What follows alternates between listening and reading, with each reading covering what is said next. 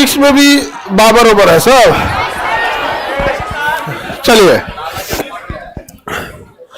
इससे पहले हम आपको औरंगजेब के बारे में पढ़ा दिए थे। जिंदा पीर कहा जाता था औरंगजेब को, दारुल हर्ब को दारुल इस्लाम में बदलना चाहता था औरंगजेब। औरंगजेब का मकबरा कहाँ है? औरंगाबाद। औरंगजेब की पत्नी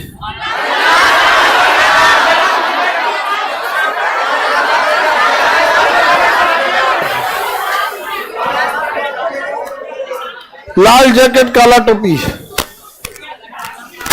चलिए बताइए तो, औरंगजेब की पत्नी? तुम लोग नहीं बोलो, तुमको नहीं याद है? बकलोलवा दूसरा दिन आएगा याद करने के लिए। हाँ, बैठ जाओ।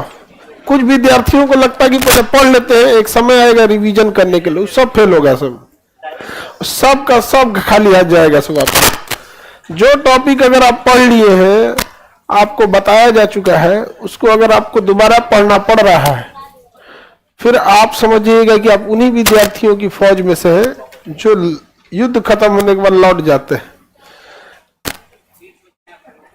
उस सबका एक अलग थिंकिंग विचारधारा के विद्यार्थी होते हैं। उनको लगता है ना कि अभी पढ़ ले, उसके बाद अस्थिर रिवीजन करेंगे। अरे गरम खाना अच्छे नहीं लगा, सिरा जाएगा तो रखा ही जाएगा, ठंडा होगा। तो इनको लगता है कि ना पहले हम अभी क्या कर ले, पढ़ ले। देखिए, औरंगजेब ने संगीत वगैरह सारी चीजों पे क्या कर दिया, अरे ये इधर कहां चला गया?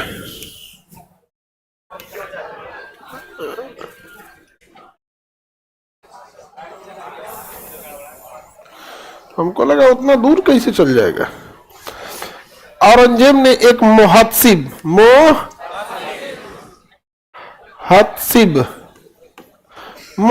नामक अधिकारी नियुक्त किया था। मोहत्सिब नामक, ये धम्म महामात्र की तरह काम करता था। अशोक ने एक धम्म महामात्र नियुक्त किया था ना, तो जिस तरह अशोक ने एक धम्म महामात्र नियुक्त किया था कि लोग धर्म के हिसाब से जीवन जी रहे हैं या नहीं जी रहे हैं, उसी तरह औरंगजेब ने मोहत्सिब नामक अधिकारी नियुक्त किया था। वो देख रहा था कि लोग शरिया के हिसाब से जिंदगी जी रहे हैं या नहीं जी रहे हैं। समझ में आ गया कि नहीं आ गया? सबका अपना अपना धार्मिक नियम कानून होता है। समझ में आ गया कि नहीं आ गया? जब से अलग अलग धार्मिक नियम कानून है, किसी को दिक्कत है? तो मोहत्सिब की नियुक्ति किसने किया? औरंगजेब ने। जिंदा पीर, बीवी का मकबरा बनवाया औरंगजेब ने। जजिया दोबारा प्रारंभ किया औरंगजेब ने, दोबारा चालू कर दिया। अकबर ने खत्म किया तो फिर औरंगजेब ने क्या कर दिया, चालू कर दिया था। औरंगजेब 9वें गुरु की हत्या कर दी, संभाजी की हत्या किया औरंगजेब। इसके विद्रोही पुत्र का नाम,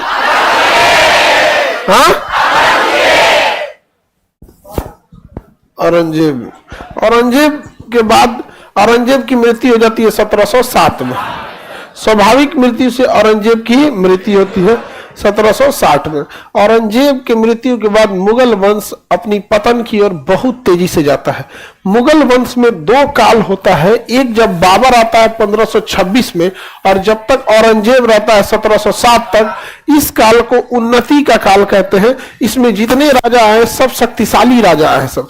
इसके बाद अवनति का काल चालू होता है 1707 से लेके और 1857 तक। इसमें जितने राजा आए सब, वो सब आप लोग की तरह थे सब। कैसे थे सब? कैसे थे? बकलोल शासक थे। हम तो बस इतना बोले कि आप लोग की तरह थे। कितना समझदार हैं आप लोग। राजा किसकी तरह थे? आप लोग की तरह। शुद्ध बकलोल एकदम। 24 कैरेट के बकलोल थे सब। तो हम लोग, तो देखिए, तो हमने आपको उन्नति का काल पढ़ा दिया। इस काल में आपको सबसे पहले बाबर पढ़े थे, हुमायूं, अकबर, जहांगीर, शाहजहां, औरंगजेब। ये बड़े बड़े शासक आप पढ़े थे।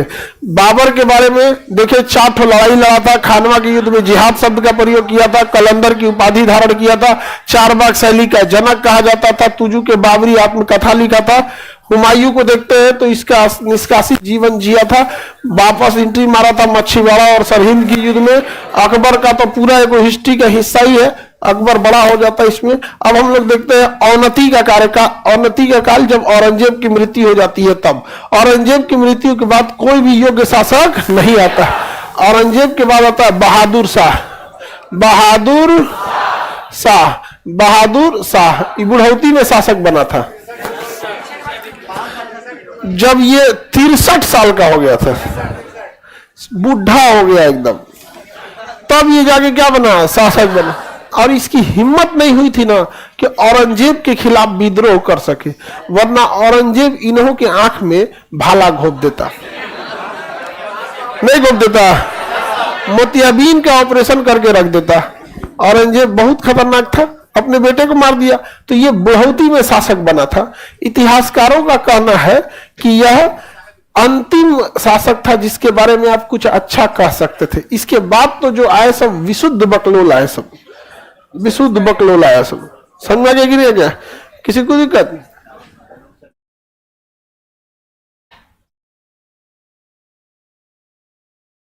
आगे बढ़ जाए। तो यह शासक कितनी उम्र में बना? इसे इसका असली नाम था मुअज्जम, और इसे शाहे बेखबर कहा जाता था। क्या कहा जाता था?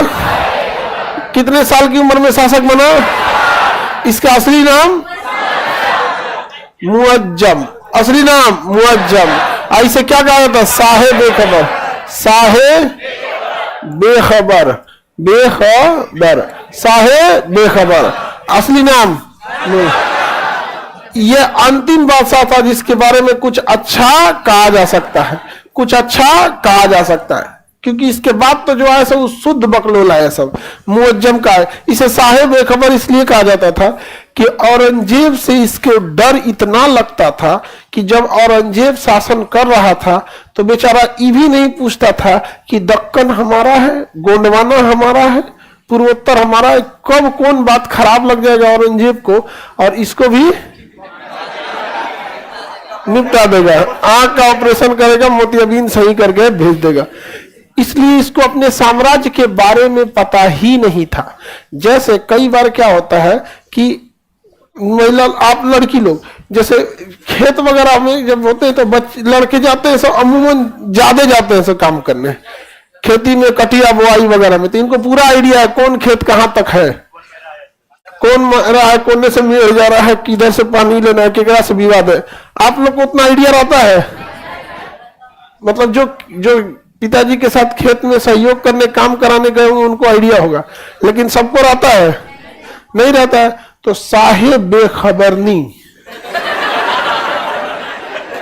साहेब बेखबरनी, पता ही नहीं अपने साम्राज्य के बारे में, कहां तक खेत है कहां तक नहीं है, समझा गया कि नहीं हो गया?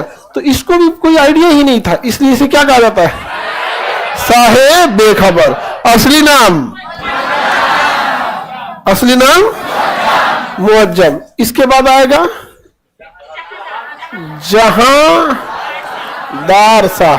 जहांदार शाह, जहांदार शाह, जहांदार शाह को कहा जाता है लंपट मूर्ख। क्या कहते हैं? लंपट मूर्ख, लंपट मूर्ख कहा जाता था, लंपट मूर्ख कहा जाता है। ये जब दान देता था तो कुछ और दान दे देता था। अरे दान देने के लिए आप कुछ भी, अब दान देने, अब जैसे आप कबाड़ी में बेचने वाला आया है तो जमीन का कागज बेच देंगे कबाड़ में? दान देना है, कबाड़ में बेचना है, तो उसी टाइप का चीज को, इस तो बैल था ही पूरा, अपना शाही मोहर दे दिया था। अरे भाई मोहर दे दीजिएगा तो जहां जहां मार के उस शाही मार फरमान जारी कर देगा ना, समझेंगे कि नहीं? अब जैसे आप आएंगे दान मांगने तो हम क्या आपको अपना कोचिंग का लेटर पैड दे देंगे? लेटर पैड पे हम लिख के जो दे देंगे, पूरे जितने सेंटर है सब है, सबको मानना पड़ेगा। तो क्या हम आपको लेटर पैड में दे देंगे, हाँ लीजिए मोहर भी ले लीजिए? हाँ, तो पता चला जो डेली एक को प्रस्ताव पास करते रहेंगे। पूरा बकलोल था कौन? अब हमको कंफ्यूजन है कि इसमें आपसे तुलना में कौन था।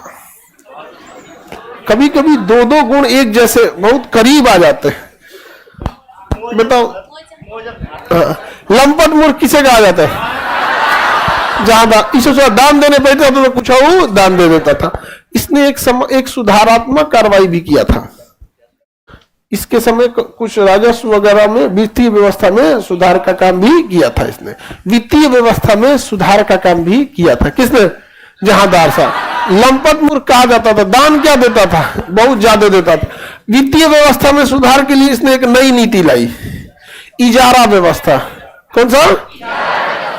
इजारा व्यवस्था। कौन सी व्यवस्था लाया? इजारा।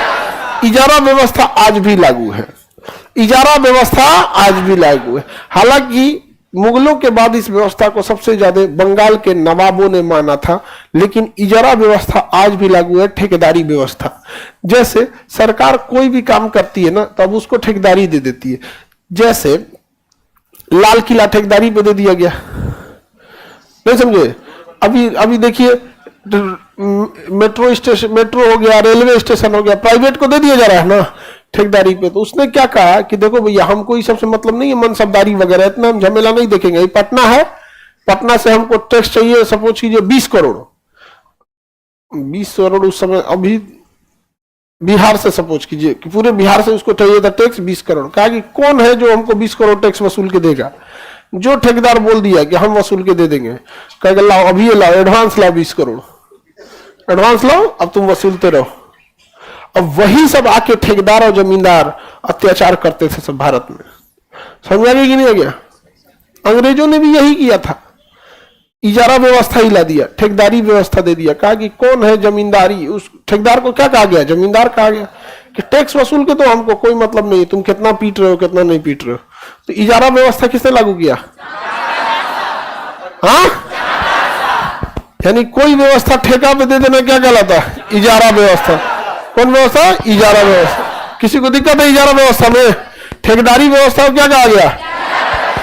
इजारा व्यवस्था। कोई दिक्कत आपको? नहीं, उसको ठंडा ज्यादा लग रहा है, पहिए इनके आओ। क्लासों में कहाँ ठंडा लगता है? क्लास में तो गर्मी लगने लगता है, बाहर में ठंडा आज थोड़ा उतना ठंडा नहीं है। कल जो था ना, कल परसों 2 दिन ठंडा बहुत ज्यादा था। हा? ठंडा कब तक रहेगा? अब हम ऊपर बात करके बताते हैं आपको। गुगला से पूछो, गुगला से पूछो, घाम कहिया हुई? जहांदार सा हो गया। इसके बाद आएगा फारूक सियर। फारूक सियर। फारूक सियर। फारूक सियर जो था, इसने अपना राज्याभिषेक पटना में कराया। इसे घृणित कायर कहा जाता है। क्या कहते हैं?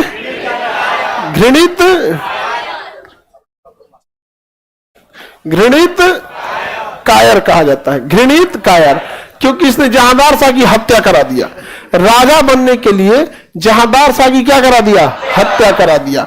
और किसके सहयोग से शासक बने? सैयद बंधु को। सैयद बंधु, अब समझते चलिए सैयद बंधु के बारे में। सैयद बंधु मंत्रिमंडल के हिस्सा थे सब, और ये षड्यंत्र करने में बहुत आगे थे सब।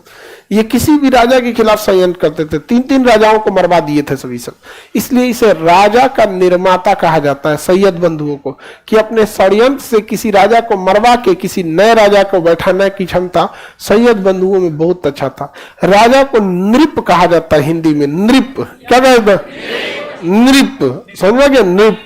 तो इसलिए इसे नृप निर्माता कहा गया। सैयद बंधुओं को क्या कहा गया? नृप निर्माता। तो इसने सैयद बंधुओं से कहा कि हम भी पैसा देंगे आपको, हमें राजा बना दीजिए। कहा कि क्या दिक्कत है, मरवा दीजिए उसको, जहांदार शाह को। तो इससे जहांदार शाह को मरवा दिया। कौन? सैयद बंधु ने कहा फारूक सियर को, फारूक सियर ने मरवा दिया। इसलिए फारूक सियर को घृणित कायर कहते हैं। यह सैयद बंधुओं के सहयोग से क्या बना था? राजा बना। और अपना राज्याभिषेक कहाँ कराया? राज्याभिषेक कहाँ कराया? तो इस ससुरा को चेचक नाम बीमारी हो गया। क्या हो गया? चेचक बीमारी हो गया। अब ये सही नहीं हुआ था, बाका चेचक हो गया इसको, मरे मरे हो गया था इसको, और भी 2-4 को भयंकर बीमारी हो गया इसको। 3-4 को बीमारी हो गया, वो चेचक सही हुआ तो तू कौन सी बीमारी हो गई कि लीवर उबर में फेलियर हो गया, यहाँ पे कई टाइप का बीमारी हो गया। तो अंग्रेज डॉक्टर हैमिल्टन, अंग्रेज डॉक्टर हैमिल्टन ने इसका क्या किया, हैमिल्टन ने क्या किया, इलाज किया। इलाज करने के कारण east India company, British east India company को इसने क्या दे दिया, मान्यता दे दिया। ब्रिटिश ईस्ट इंडिया कंपनी को क्या दे दिया, मान्यता दे दिया। और इसे कहा कि आप बंगाल में व्यापार कर सकते हैं, और बंगाल में व्यापार करने का अधिकार दे दिया। अधिकार को फ्रेंच भाषा में मैग्ना कार्टा कहते हैं, मैग्ना कार्टा, मैग्ना कार्टा यानी क्या दे दिया, अधिकार दे दिया। और उन्हें एक लाइसेंस जारी कर दिया और कहा कि कोई मुगल अधिकारी इन्हें डिस्टर्ब नहीं करेगा। अंग्रेजों की स्टार्टिंग हो गई इंडिया में, अंग्रेज यहां से स्टार्ट हो गए। अब व्यापार करने लगे वो कहां पर, अंग्रेजों को बस पैसा चाहिए, इसके सिवा कुछ नहीं चाहिए यहाँ पे। और जितने निर्दयी ये होते हैं ना, उतना दुनिया में कोई नहीं होता है। समझ में आ गया कि नहीं आ गया, दुनिया में कोई, इनकी सोच इतनी दूर तक होती है जिसका कोई हद नहीं यहाँ पे। समझ में आ गया कि नहीं आ गया, केवल ये व्यापारी होते हैं सब। और अगर इन्हें पूरी दुनिया को मारना पड़े ना तो पूरी दुनिया को मार देंगे, लेकिन बस ये इसलिए नहीं मारते हैं कि सामान किसको बेचेंगे। ये आप सोचिए, अगर पूरी दुनिया को मारना हो ना, पूरी दुनिया को मार देंगे सभी, सब जला के मार देंगे, सब आग ताप जाएगा सब। लेकिन बस ये इसीलिए नहीं मारते हैं कि सामान किसको बेचेंगे। जलियांवाला बाग में देखिए ना, वही नहीं किया जलियांवाला बाग में, 20 से 30 लाख लोग मरे थे बंगाल में जब भूखमरी आई थी। तो जो गोदाम खाना के लिए रखा गया था ना, अंग्रेज उसको निकाल दिया सब, बंगाल से बर्मा में भेज दिया सब, कहा भगा यहाँ, मरने दो इन सबको। म्यांमार में, बर्मा उस समय, म्यांमार का नाम उस समय क्या था, बर्मा था।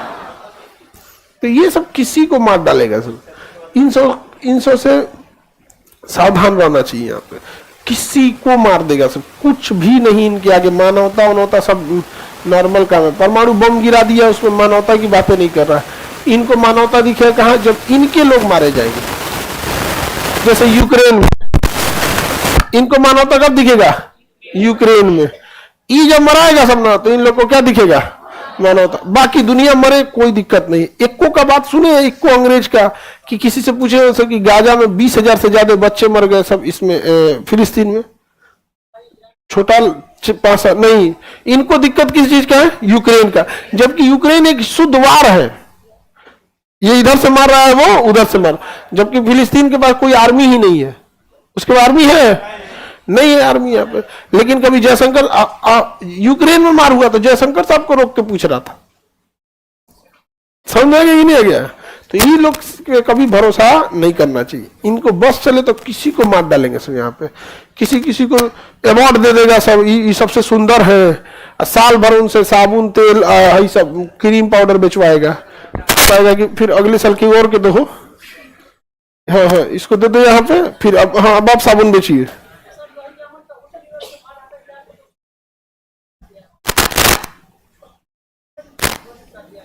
सब टेररिज्म घोषित कर देगा सब। ताज होटल में हमला करके चल गया जैसे मोहम्मद, उसको आतंकवादी नहीं मानता है सब। अब सोचिए ना, तो ये सब बड़े उटपटांग है सब। आगे बढ़े तो बताइए, हैमिल्टन ने इलाज किया तो ब्रिटिश ईस्ट इंडिया कंपनी को क्या दे दिया, हाँ मान्यता दी। अच्छा, इसी ने ना मराठा को भी मान्यता दे दिया। किसे दे दिया, मराठा को क्या दे दिया, मैग्ना कार्टा। मैग्ना कार्टा मतलब मान्यता देना या अधिकार देना, मान्यता देना या अधिकार देना। तो फारूक सियर ने एक तो इसे घृणित कार कहा जाता है, खुद शासक बनने के योग्य नहीं था, ये चाहता था कि बवाल न हो, तो मराठों को मान्यता दे दिया कि हाँ आप शासक हैं। मुगलों ने अब तक मराठों को शासक के रूप में मान्यता नहीं दिया था। अब जैसे मान्यता दे देंगे तो फिर आपके बगल में आके बैठेंगे। तो मराठों के समय क्या था, मान्यता किसने दिया, फारूक सियर। अंग्रेजों को मान्यता दिया फारूक सियर। घृणित का यार, औरंगजेब के बाद कौन बना, बहादुर शाह। बहादुर शाह के बाद जहांदार शाह, जहांदार शाह के बाद फारूक सियर। बहादुर शाह, जहांदार शाह, फारूक सियर। घृणित का यार, लंपट मूर्ख, साहेब खबर, सबसे बुढ़ौती में शासक बना। नृप निर्माता किसे कहते हैं? सैयद बंधु। नृप निर्माता अब आएगा मोहम्मद शाह। मोहम्मद शाह, मोहम्मद शाह, इसे रंगीला बादशाह कहा गया। क्या कहा गया? रंगीला बादशाह कहा गया। रंगीला बादशाह, रंगीला, रंगीला बादशाह, रंगीला बादशाह दिन भर ऑर्केस्ट्रा देखता था।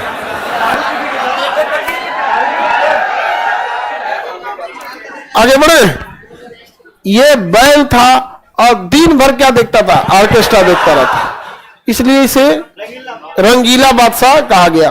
नाच गाना शराब मदिरा इसे बहुत पसंद था, और ये सब की लत जिनको लग गई ना, उस सोना का लंका दे दीजिएगा वो बर्बाद कर देगा।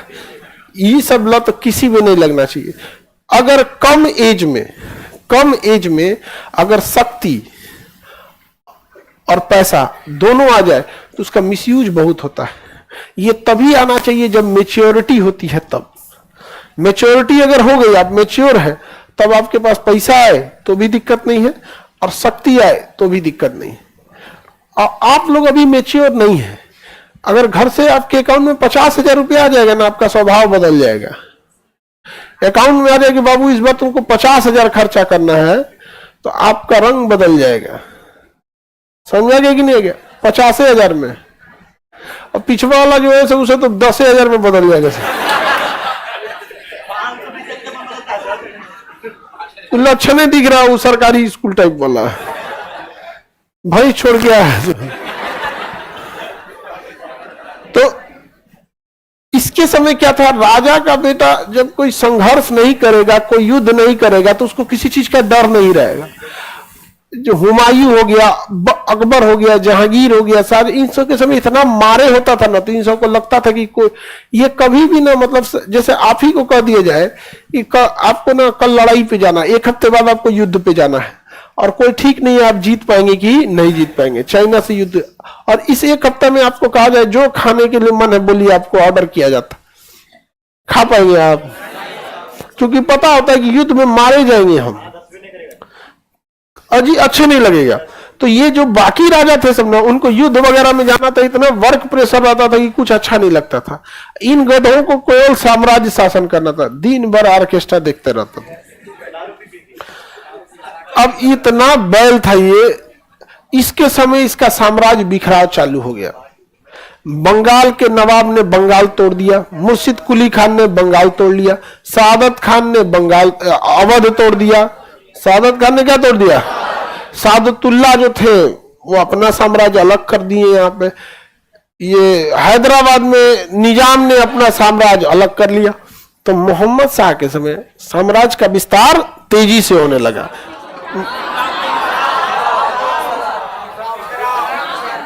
हम विस्तार बोल दिए, ओ माय गॉड, बिखराव।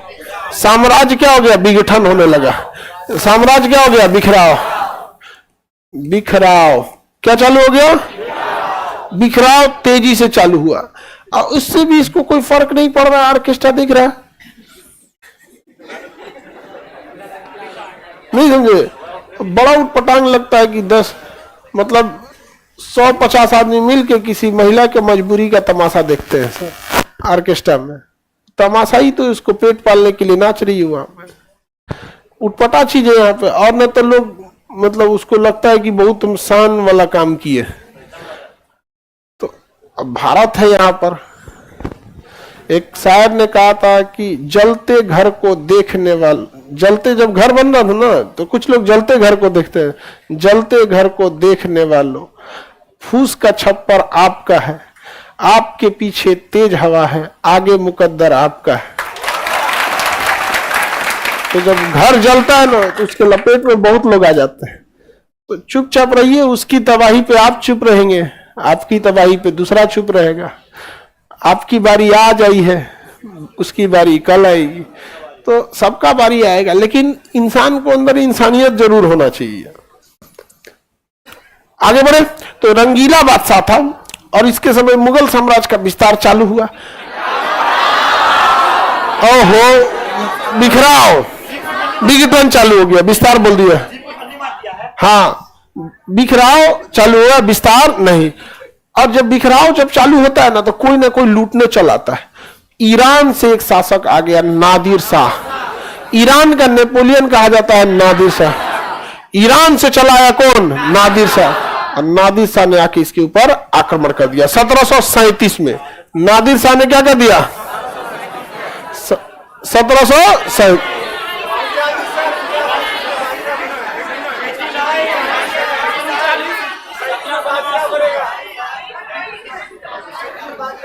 87 लिख दिया। अरे उसको सुधार लेना, सुनो ध्यान से। इसके समय 37 नहीं, अभी सुनो ध्यान से। दो ठो लड़ाई होगा, सुनो। चलो देखो ध्यान से। 39 में आया नादिर शाह, 37 में आया मराठा। सुनो पहले ध्यान से, मिस्टेक हो गया होगा, सुधारना। देखिए इसके समय जब बिखराव चालू हुआ तो दो ठो आक्रमण हो गए इसके समय, एक 37 में, एक 39 में। 37 में एक, 39। 37 में देखिए मराठा आ गए, 39 में भी नादिर शाह आएगा। फारूक सियर ने मराठों को मान्यता दिया। फारूक सियर ने किसे मान्यता दिया? मराठा। और अगला शासक जैसे मोहम्मद शाह आए ना तो 1737 में मराठा सेना लेके चले आए। सब पेशवा बाजीराव जो थे उस सेना लेके चले आए और हरा दिए किसे? तो 1737 में इन्हें किसने हराया? किसने हरा दिया? मराठा। अभी बेचारा टेंशन में था। हम अभी आपको 1 साल पहले मान्यता दिया गया था, फारूक सियर ने दिया था। आप युद्ध कैसे कर सकते हैं? कहा युद्ध कैसे कर सकते हैं? अभी आप पैसा लेंगे यहाँ पर 5 लाख, पहले पूरा पैसा उसे लूटे लोग, 5 लाख रुपया उससे लिए लोग और इस बात की गारंटी दिया लोग कि अगर आपके ऊपर विदेश से आक्रमण होगा तो हम मराठा आपको बचाने आएंगे।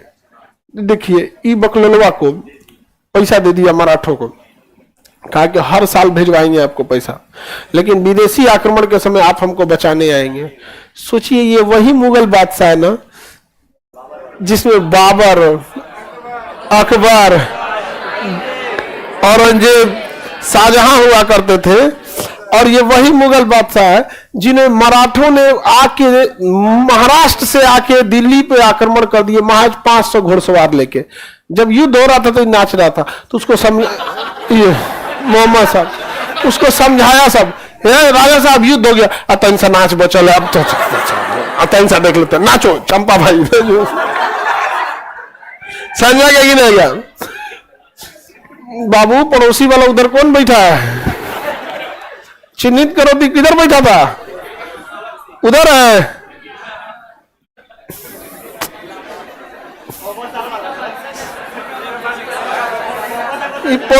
पड़ोसी का नहीं, नेपाल ऊपर साइड का लग रहा है।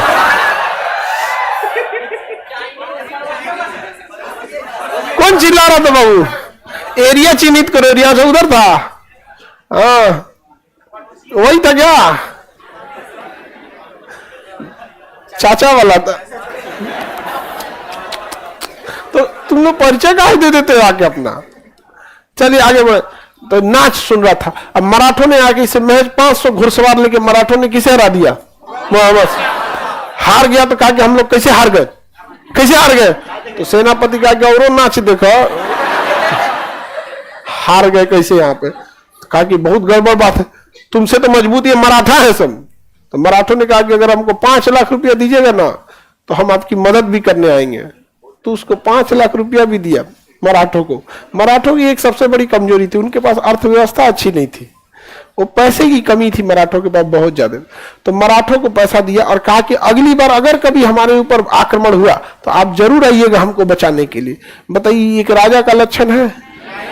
एक तो गधा हारा है मराठों से, पैसा गया, धन दौलत लुटाया, वो अलग गया, प्रतिष्ठा गई, और उसके बाद से हर साल 5 लाख रुपया दे रहा है कि आप हमको ना विदेशी आक्रमण के समय मदद कीजिएगा। जबकि मराठों की चाल थी, कहते मदद करना ही नहीं, इससे पैसा लेते रहो। समझ में आ गया? और 2 साल बाद आ गया वहां से नादिर शाह, 1739। कौन आ गया? नादिर शाह। नादिर शाह ईरान से आ गया। कौन आया? नादिर शाह। कहां से आया था? नादिर शाह कहां से आया था? ईरान से। इसे एशिया या ईरान का नेपोलियन कहा जाता है। इसे एशिया या ईरान का नेपोलियन कहा जाता है। ये आ गया भारत पर धन दौलत लूटने के लिए और ये आक्रमण किया लखनऊ पे। कहां आक्रमण किया? तो लखनऊ के शासक जो थे वो अभी हाल ही में अलग हुए थे मुगलों से। उन्होंने कहा कि हमारे पास पैसा वैसा नहीं है, असली धन दौलत रखा है और जो नाच गाना देख रहा है, आप चल जाइए वो रंगीला बादशाह के पास, उसके पास बहुत पैसा है। तो नादिर शाह लखनऊ से कहाँ चल गया? दिल्ली। और वो नाच देख रहा था और वही बीच में ही घोड़ा लेके पहुंच गया, सेना लेके। तो सब हड़कंप मच गया। तो मोहम्मद शाह कह रहा है कि ये भी नाचेंगे क्या?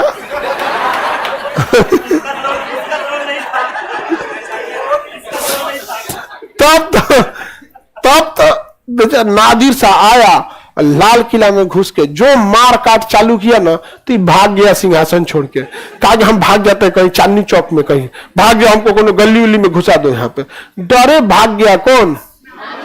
मोहम्मद शाह। और कहीं इन्ने उन्हें जाके छुपा हुआ था कोनो गली उली में। इसके सैनिक सुरक्षा के लिए आलत कर भाग गया, सुरक्षा करता है, तुम कमजोर आदमी, भागो, हमको अकेले छोड़ दो, हम कहीं छुप के बैठ जाएंगे। भाग गया वो कौन? डरे भाग गया। अब नादिर शाह इतना धन दौलत लूटा, इतना धन दौलत लूटा, बोरा में सोना भर के ले गया था, सोना। उसके घोड़ा का तबीयत खराब हो गया, नादिर शाह का, इतना भारी सोना लाद दिया उसके ऊपर। तो रास्तों में कुछ कुछ सोना इसे वापस भेज दिया, 2-4 बोरा लखनऊ भेजवाया, क्या भेज दो उसको, वही हमको बताया है, न तो हम वो गरीब को लूटने गए थे। तो कुछ सोना कहां भेजवाया? जब तक देखा कि लाल किला में, कहा कि इतना बड़ा किला है इन गधों का, यहां से। अब लाल किला में उसने देखा कि एक तो हीरे का सिंहासन रखा हुआ है, मयूर सिंहासन। कहा कि बकलोलवा मयूर सिंहासन पे बैठता है, और मयूर सिंहासन पे बैठ के न्याय किया जाता था, वो ऑर्केस्ट्रा देखता था। अजब हाल था यहाँ पे। तो क्या ही कीजिएगा, ये राजा थे सब, तो कुछ झेलना ही पड़ेगा, पूरी साम्राज्य को झेलना पड़ता है। राजा चौपट रहेगा तो सबको झेलना पड़ेगा। अब वहां पे मयूर सिंहासन उठा लिया कौन? नादिर शाह। कहा कि हीरे का सिंहासन इसके यहाँ नहीं रहेगा, ये बकलोलों के पास नहीं जाएगा, हीरे का सिंहासन ईरान। और उसी में था कोहिनूर हीरा। कौन हीरा? कोहिनूर का। ये सब चीज जाएगा कहां पे? ईरान। लेके चल गया कहां? ईरान। पूरा महल खाली कर दिया, पूरा महल क्या कर दिया? खाली कर दिया यहाँ पर। और जब चल गया ना, लाहौर पहुंचा तो भाग के आया किसमें? लाल किला में। कहा नचनिया को तो नहीं ले गया? फिर से नाच गाना होगा। उसको नाचे गाना पसंद था मोहम्मद शाह रंगीला को, रंगीला को नाच गाना पसंद था। समझ ही नहीं गया आप। इसके समय मुगल साम्राज्य का बिखराव बहुत तेजी से हुआ, 2-2 आक्रमण हो गए। 37 में मराठे आए और 37 में, और मराठों ने यह वादा किया था कि जब विदेशी आक्रमण होगा तो मदद करेंगे। इस वजह से 5 लाख रुपया भी लिया, 37 में भी लिया, 38 में भी लिया, 39 में भी लिया। लेकिन जब नादिर शाह का आक्रमण हुआ तो मदद करने नहीं आए सब। तुम ये कह रहा था झूठ बोलते हो तुम लोग, धोखा दिया तुम लोग। यहाँ पर भाई युद्ध में ये सब चीज थोड़ी चलती है, राजनीति में ये सब में झूठ बोलता है, बहुत बोला जाता है, विदेश नीति में ये सब कोई मायने नहीं रखता है। आगे बढ़े। पूरा मुगल साम्राज्य इसके बाद तबाह हो गया। इसके बाद शासक बना अहमद शाह। कौन बना? अहमद शाह के समय पैसा इतना घट गया था कि सामान बेचना पड़ा मुगल साम्राज्य का, थरिया बर्तन बेचाया मुगल साम्राज्य का कि है लीजिए, 100 पैसे लूट के लेके चल गया था। सोचिए ये वही मुगल है सब जिन्होंने ताजमहल बनवाया था, लाल किला बनवाया, अब खाने के लिए तसला बेच रहा है। मुगल काल का तसला बेचना पड़ा। मोहम्मद शाह के बाद अगला शासक का नाम अहमद शाह। तो मोहम्मद शाह ने तसला नहीं बेचा, अहमद शाह जब आया ना वो क्या बेचा? तसला, थरिया, लोटा सब बेचा है। समझ कि नहीं गया? सब नाच गाना निकल गया। ये सब चीजों से शराब हो गया, ये नाच गाना, ये सब चीजों में जो गया बर्बाद होके आएगा, पक्का बर्बाद होके जाएगा। और आप लोग को क्या कहा जाएगा? आप तो अभी से चौपट है, लाल पीला हरा के चक्कर में नहीं रहना। और कोई लड़की किसी लड़का को डिस्टर्ब नहीं करेगी। हाँ समझ गया? वो तो अपने बेचारा सब, वो सब कभी नहीं, वो अपने वो सब डिमोटिवेट रहता है। सब कहता है सर हम लोग तो झौसल मुंह वाले हैं, हम लोग को कौन पूछा, अतले को देख के हंस देती तो मोटिवेट हो जाता है, तो देख मोटिवेट हो जाता है ना। हाँ, अपने आप को भी सुंदर समझ जाता है, समझ शाहजहां समझ जाता है। नहीं तो वो अपने आप में सब मानता है, सब क्या हम मुझौसों के बस का नहीं है ये सब चीजें आप। लेकिन ये सब ऐसा कोई लड़की नहीं करेगी, पाप पड़ेगा। आगे बढ़े तो रंगीला बादशाह किसे कहा गया? रंगीला बादशाह तो 4 को याद रहेगा, कौन कौन?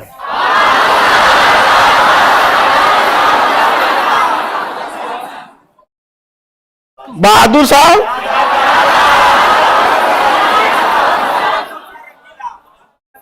बहादुर साहब, जहांदार साहब, फारूक सियर और मोहम्मद साहब। इजारा व्यवस्था, जहांदार साहब, इजारा व्यवस्था समझ में आ गया कि नहीं आ गया?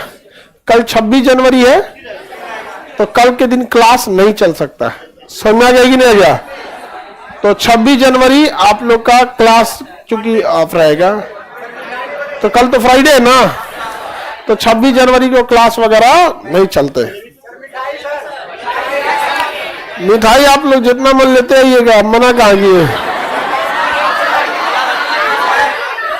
आपको जो मिठाई लाना चाहे आप लोग ला सकते हैं, हम कभी मना किए हैं? यहाँ छैटी रखवा देंगे, आप लोग उसमें जमा करते रहिएगा, ठीक है?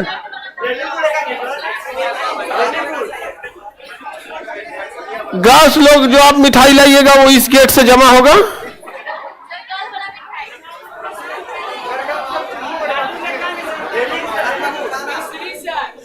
आगे बढ़े, चीनी बंटवा दे, 1-1 चम्मच चीनी। एडवांस में हैप्पी रिपब्लिक। हाँ बाबू, सब लोग को हैप्पी रिपब्लिक। अब तो क्लास आपका मंडे को होगा, क्योंकि बीच में तो सैटरडे संडे आ गया।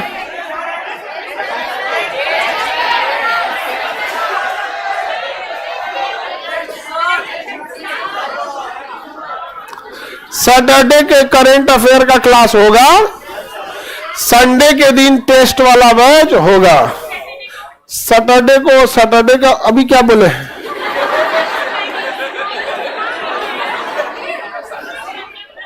केवल गधो 26 जनवरी की क्लास नहीं चल सकता है। लेकिन इतना कम बुद्धि होगा तुम लोग के पास, हमको पता नहीं था।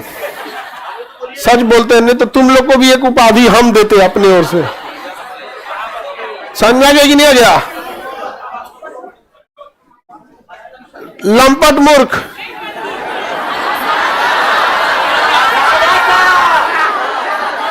क्या कर रही है?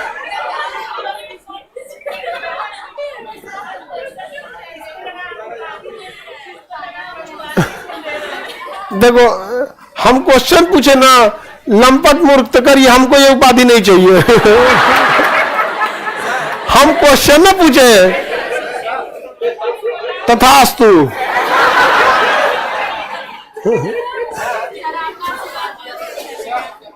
अब तुम लोग पढ़ाई करो, नहीं तो मिल जाएगा कौन?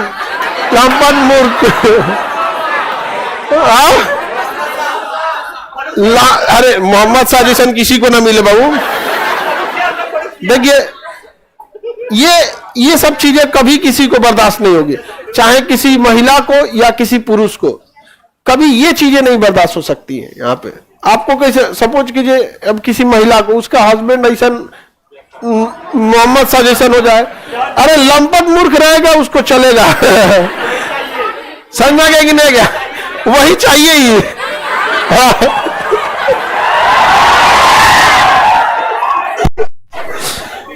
ज्यादा देखिए, आप जो पढ़ी लिखी महिलाएं रहती हैं उनका सोच दूरदर्शी रहता है। जैसे आप पढ़ी लिखी हैं लोग, आपका दूरदर्शी सोच है कि समाज के लिए भी कुछ काम करना है, आगे बढ़ना है, मिलजुल के काम करना है। लेकिन अगर शिक्षा छीन लीजिएगा किसी से भी, तो जो महिला नहीं शिक्षा ले पाई उनका कौन सा दूरदर्शी सोच रहेगा? उनको त्योहार में बढ़िया कपड़ा चाहिए, बढ़िया खाना हो जाए, जब नैहर जाए तो फिर से को खूब बढ़िया बढ़िया सामान जाए, उन्हें से आए खाए पी, बस यही तो। और क्या चीज हो पाएगा आप बताओ? वही शिक्षा लीजिएगा तो यही में दुनिया खत्म हो जाएगी। और जब शिक्षा ले लीजिएगा तो बहुत सारी चीजें हैं एडजस्ट करना सीख लेंगे लोग। शिक्षा बहुत जरूरी होता है।